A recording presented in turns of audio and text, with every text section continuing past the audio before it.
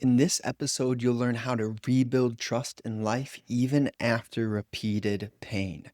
Welcome to Energy Alignment for Entrepreneurs, the podcast helping entrepreneurs be free from anxiety, stress, and tension through balancing emotions and consciousness expansion. 3 things you'll discover today. Why disappointment closes the heart. How to shift from guardedness to guidance. Poetic. And what to do when you feel spiritually betrayed.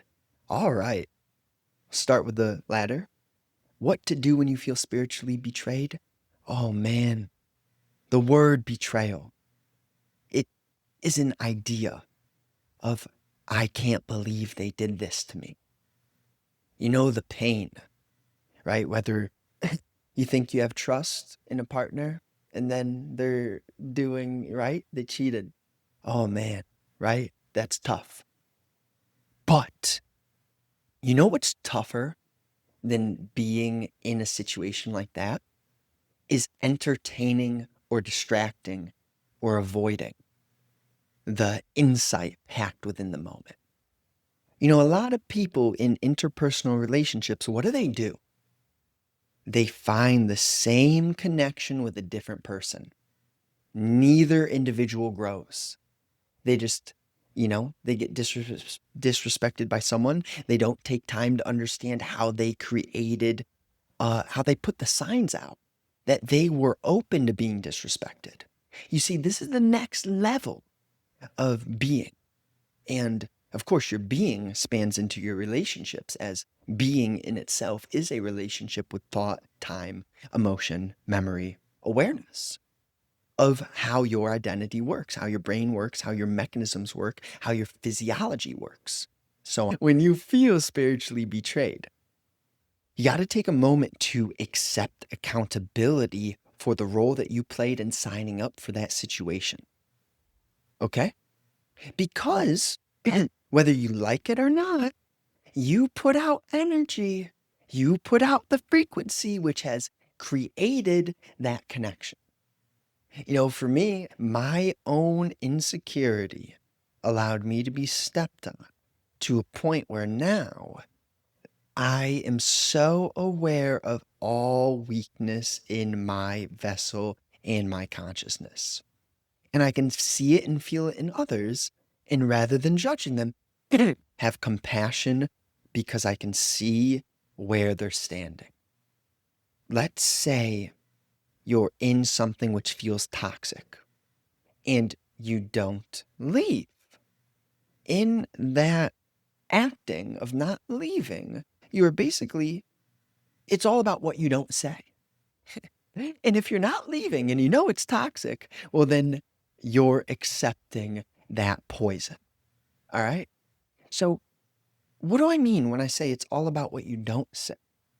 Well, the reversing or the changing of the betrayal is having the conversation with yourself, having the accountability, the responsibility for the role that you played, the energy that you exerted to be in that situation. Okay. Then you're in that situation.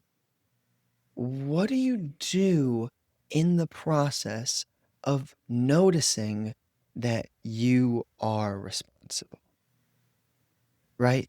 You don't entertain any form of weakness. You take responsibility and you juice the lemon, which is, what have I actually been shown through this experience? Whether it's interpersonal cheating or your boss is kind of stopping it. You know, the tough truth about consciousness is that when you have petty tyrants in your life, they could be employers who micromanage you, who treat you like you're unequal. Now, equality is a weird concept. We won't go into this because, I mean, look at the polar bears, they tear apart the seals. Look at, the lions and the etc. Nature is kind of raw and brutal. So is there equality? It's just an idea that we need to let go of. Equality is only going to be born through consciousness expanding to a degree where compassion is prevalent in every single human being. But let's talk about how to actually get there, not utopian bullshit. And That's the work here of understanding, oh, do you feel betrayed? Well, can you learn from that? Learning is not coming to a conclusion that they're a bad person and that you just need to find a good person. Learning is not having shame or guilt or self judgment of, oh, if I had just done this differently, then I would have, would have, could have, should have. Once I get this bullshit. You notice those internal dialogues in yourself, you have to silence them. You don't tell yourself, like, shut up. You, you look and you understand and you inquire and you question. You bring skepticism into, okay, when I have this perception, then I think in this certain manner. When I think in this certain manner, then I feel this said way. When I feel this said way, then I have a repeating negative feedback loop of weak actions. Somewhere in the line, you have to break the pattern, right? All clinical, all psychologists talk about the concept of a pattern break. In spirituality, a pattern break is valuable. You need to notice when you're in these vibrational states of being, which are just, you're done with it, right? In a certain point in your evolution, you're going to have to dance with shame, guilt, envy, jealousy. The list goes on. But you get to a point in your evolution where it's evolution. What does that mean? Drop that word. It's, time and thought and memory, they matter, but this work is done beyond the field of time. It's done in the moments. It's light speed awakening. It's light speed epiphany. And that means you have to be tuned in, locked in to a watching. Almost, I've been reading the fire from within. They use this term, a master of awareness, but then a master of stalking. And what I'm getting from the word stalking and how they use that in the book is it's a stalking of your own vibrations. It's a watching, a seeing, an understanding of the subtlest of nuances which change what you are in each moment. And if you tap into that awareness, then you can move in a way which helps humanity see what they actually are. Yeah? Let's say you're doing this work, you come across someone who has this identity of being betrayed, which then turns into some form of a helpless victim.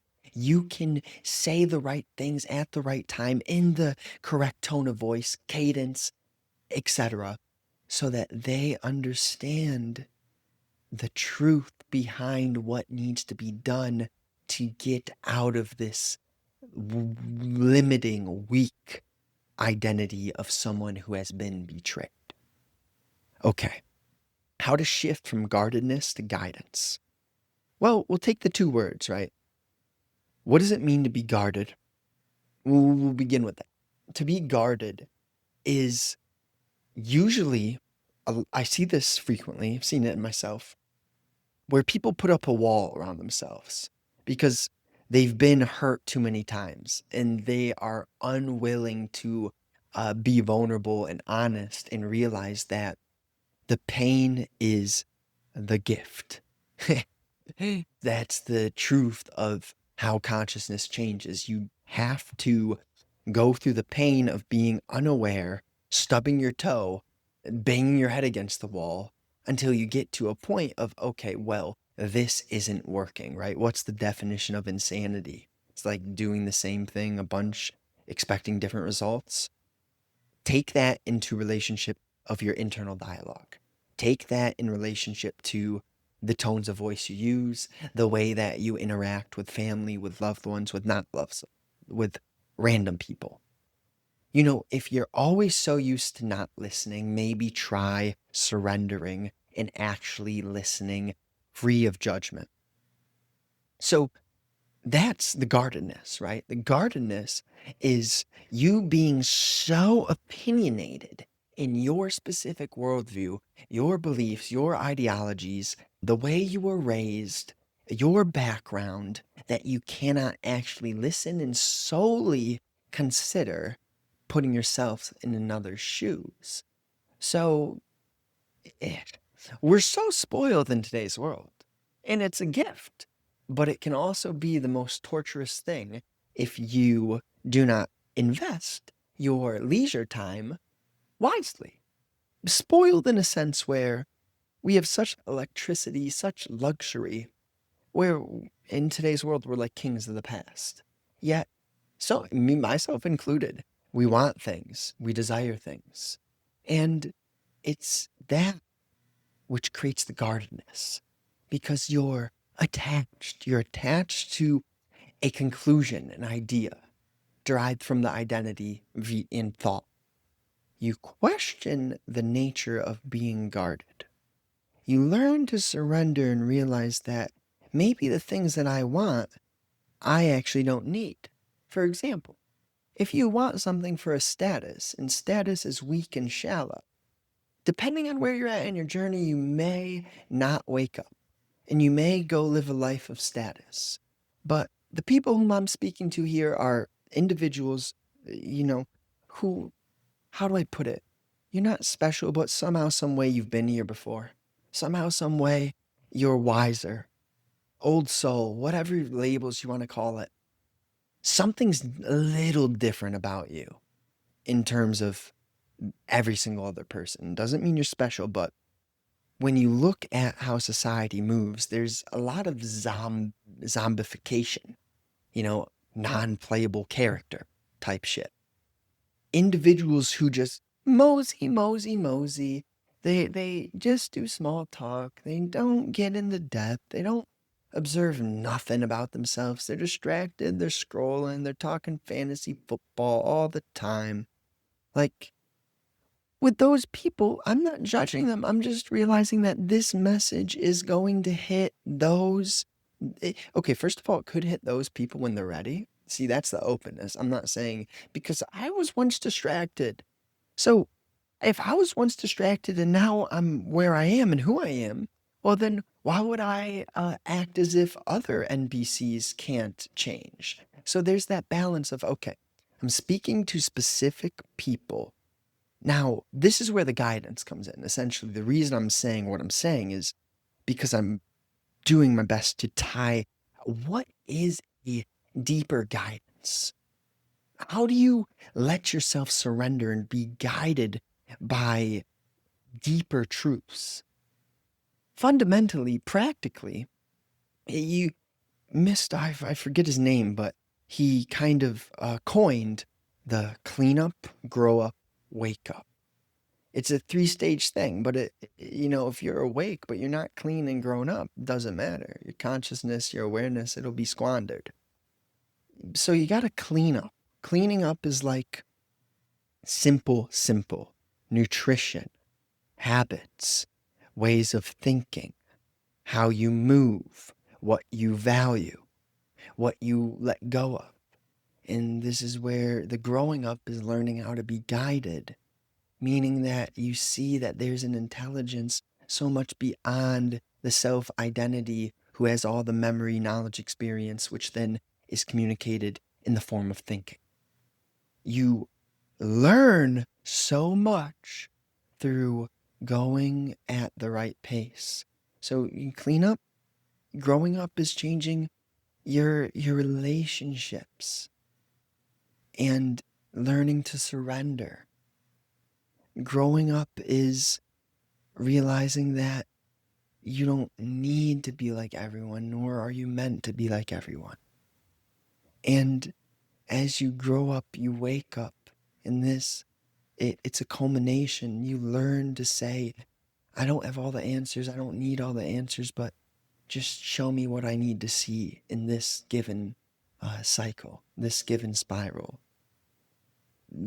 Shifting from a guardedness to being guided is realizing, how in entertaining weakness, distraction, avoidance, judgment, holding grudges, etc., you tie yourself to a point which is not even possible. There's zero potential to be guided when you entertain and you live in this weakness.